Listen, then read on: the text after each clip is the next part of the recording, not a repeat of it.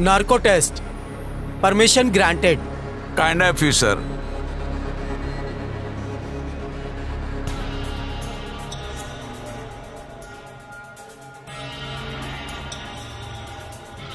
नाम बताइए आपका। मेरा नाम लेफ्टिनेंट कर्नल प्रसाद पुरोहित है। आप किस संस्था के साथ काम कर रही हो? मैं अखिल भारतीय विद्यार्थी परिषद की महामंत्री हूँ। मैं इंडियन आर्मी में लेफ्टिनेंट कर्नल हूँ। विश्व हिंदू परिषद दुर्गा वाहिनी की मुखिया हूँ। मालेगांव बम विस्फोट में कौन कौन शामिल था? मालेगांव बम ब्लास्ट की पूरी जिम्मेदारी मेरे ऊपर थी और 3 लोग थे उसमें शामिल। दहशतवाद और आतंकवाद बढ़ाना क्या ये देश के खिलाफ नहीं है? ये इंडिया हमारा देश नहीं है। हमें आर्यवर्त ब्राह्मण राष्ट्र का निर्माण करना है। ये काम आप कब से कर रहे हो? हमने 2002 से इस बम ब्लास्ट का नियोजन किया था। बम ब्लास्ट और आतंकी हमले मुस्लिम संगठन नहीं बल्कि हम करते हैं। खुद बम ब्लास्ट करते हो और इसका इल्जाम मुस्लिम संगठन पे क्यों लगाते हो? एक तो हमें पुलिस से बचना है और दूसरा हमें मुसलमानों को देशद्रोही साबित करना हमारा काम है। इस बम ब्लास्ट में कितने संगठन शामिल हैं? सनातन अभिनव भारत, अखिल भारतीय विद्यार्थी परिषद, विश्व हिंदू परिषद, ये इसमें शामिल हैं। ये करने के पीछे आपका क्या मकसद है? 2024 में हमारा सपना आर्यव्रत ब्राह्मण राष्ट्र लाना है। भारतीय संविधान खत्म हो जाएगा और मनुस्मृति का ब्राह्मण राज्य शुरू हो जाएगा। जय आर्यव्रत ब्राह्मण राष्ट्र।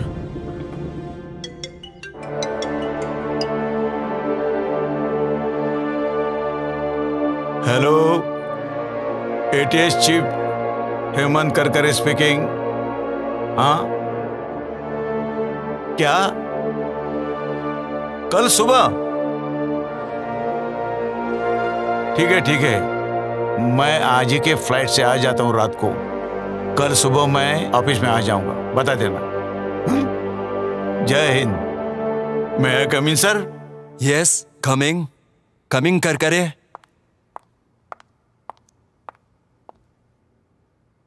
Good morning sir. Good morning, sit down please. Thank you sir.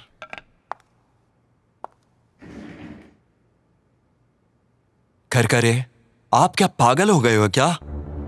Malegaon case में कर्नल पुरोहित, प्रज्ञा सिंह ठाकुर, इनके ऊपर आप देशद्रोह का इल्जाम लगा रहे हो, उनको अरेस्ट कर रहे हो। आपको मालूम है वो आरएसएस के लोग हैं। आरएसएस के लोगों के रग रग में देशभक्ति भरी हुई है और आप उन पर देशद्रोह का मुकदमा चला रहे हो, उनको अरेस्ट कर रहे हो। शर्म आनी चाहिए आपको। सर, मैंने कोई गलत काम नहीं किया। मेरे पास उनके खिलाफ पुख्ता सबूत है सर। दिमाग ठिकाने पर नहीं है आपका?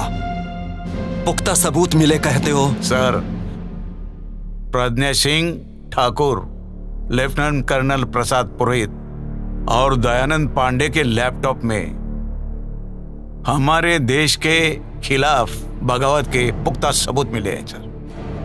प्रज्ञा सिंह ठाकुर और लेफ्टिनेंट कर्नल प्रसाद पुरोहित, इन्होंने नार्को टेस्ट में कबूला है सर।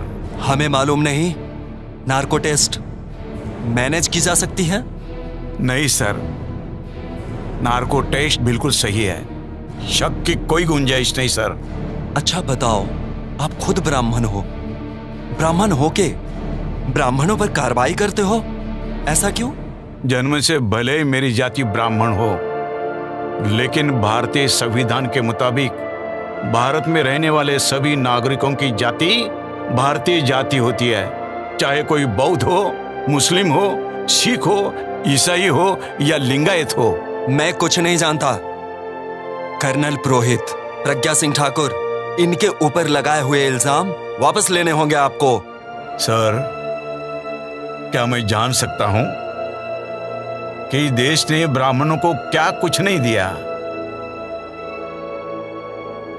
हर जगह ब्राह्मण ही तो है। 4% ब्राह्मण है सर, मगर आईएएस, आईपीएस, मिलिट्री में हर ग्रेड में 80% ब्राह्मणों की भर्ती है सर।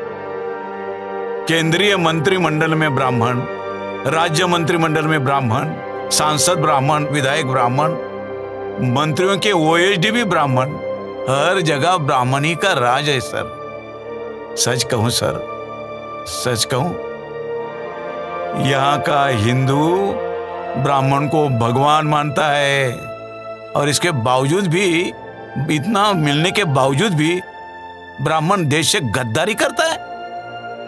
आखिर ब्राह्मण चाहते क्या है? आर्यवर्त ब्राह्मण राष्ट्र चाहते हैं। ब्राह्मण इस हिंदुस्तान को ही आर्यवर्त ब्राह्मण राष्ट्र बनाना चाहते हैं। ब्राह्मण उनको सत्ता का टुकड़ा नहीं, पूरी सत्ता ही चाहिए, एब्सोल्यूट पावर, समझे? आपको ये मंजूर है सर? मेरी भी यही ख्वाहिश है। हरगिज नहीं सर। आरएसएस, सनातन, अभिनव भारत, विश्व हिंदू परिषद, प्रज्ञा सिंह ठाकुर और साथी मेरे देश के दुश्मन है सर, और मैं अपने देश के दुश्मनों को कभी माफ नहीं कर सकता। तड़पा तड़पा के मारूंगा देश के गद्दारों को, यही मेरा इरादा है सर। देखो करकरे, प्रज्ञा सिंह ठाकुर और उनके साथियों के कारनामों पे पर्दा डालो, छोड़ दो उनको। आपको माला माल किया जाएगा, आपको जो चाहिए वो मिल जाएगा, लेकिन सिर्फ आपकी जुबान बंद रखना। शेर कभी मौत से डरता नहीं सर। होश में आओ करकरे, अपनी जान गवा बैठोगे। जिस रोज मैंने वर्दी पहनी उसी रोज मैंने जिंदगी को अलविदा कहा था। अलविदा सर।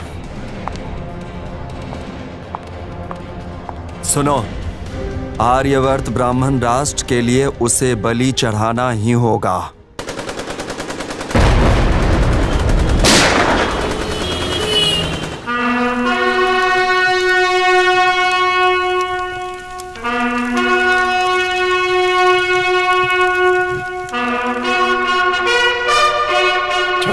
नवंबर 2008 26 नवंबर 2008 में मैं आपके लिए शहीद हो गया, और मैंने आपको आगाह भी किया था कि आरएसएस, अभिनव भारत, अखिल भारतीय विद्यार्थी परिषद, विश्व हिंदू परिषद, सनातन, ये सब हमारे राष्ट्र के शत्रु है, दुश्मन है।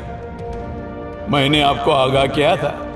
मैंने ये भी बताया था कि इनका ख्वाब यहां पर आर्यवर्त ब्राह्मण राष्ट्र बनाने का है। जाग उठो।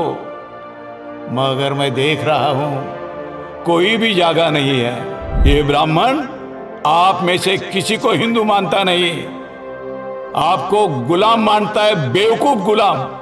ब्राह्मण अपने आप को भगवान मानता है और आपको राक्षस मानता है। जाग उठो, इनको ब्राह्मण राष्ट्र लाना है, संविधान बर्खास्त करना है, क्योंकि ब्राह्मण समता नहीं चाहता। ब्राह्मण अपने आप को श्रेष्ठ समझते हैं और ये हमेशा असंतुष्ट रहते हैं। इनको इस भारत देश को आर्यवर्त ब्राह्मण राष्ट्र बनाना है। साथियों, आप सोचते होंगे कि मेरा बलिदान बेकार जाएगा।